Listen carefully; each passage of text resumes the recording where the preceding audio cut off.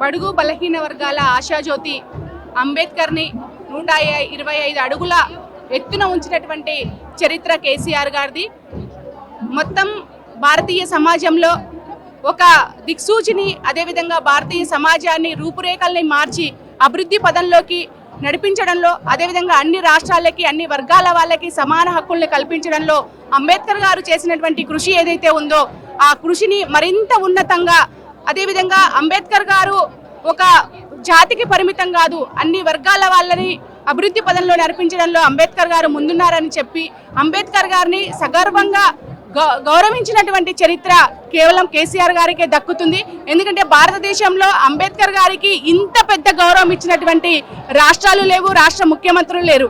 కానీ ఒక తెలంగాణ రాష్ట్ర ఏర్పాటు కోసం అంబేద్కర్ గారు చెప్పినటువంటి ఒక రాజ్యాంగంలో ఉన్నటువంటి ఒక అవకాశాన్ని ఏదైతే ఉందో అవకాశాన్ని ఉపయోగించుకొని తెలంగాణ రాష్ట్రాన్ని సాధించుకున్నందుకు దానితోటి, అదేవిధంగా అంబేద్కర్ గారి ఆశయాలని భవిష్యత్తులో సాధించడం కోసం, అంబేద్కర్ని అందరికీ దగ్గర చేయడం కోసము కేసీఆర్ గారు చేసినటువంటి కృషి ఏదైతే ఉందో నిజంగా చాలా గర్వించదగ్గ అంశము.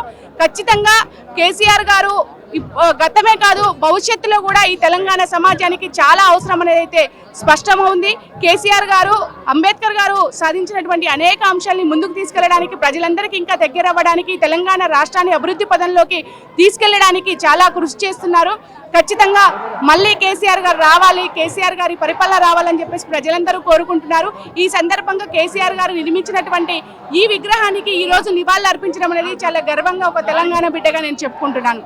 థ్యాంక్ యూ కేసీఆర్ గారు. జై భీమ్.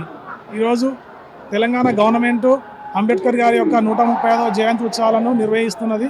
ఇది మన రాష్ట్ర ప్రజలకు, దేశ ప్రజలకు, ప్రపంచానికి హర్షణీయం.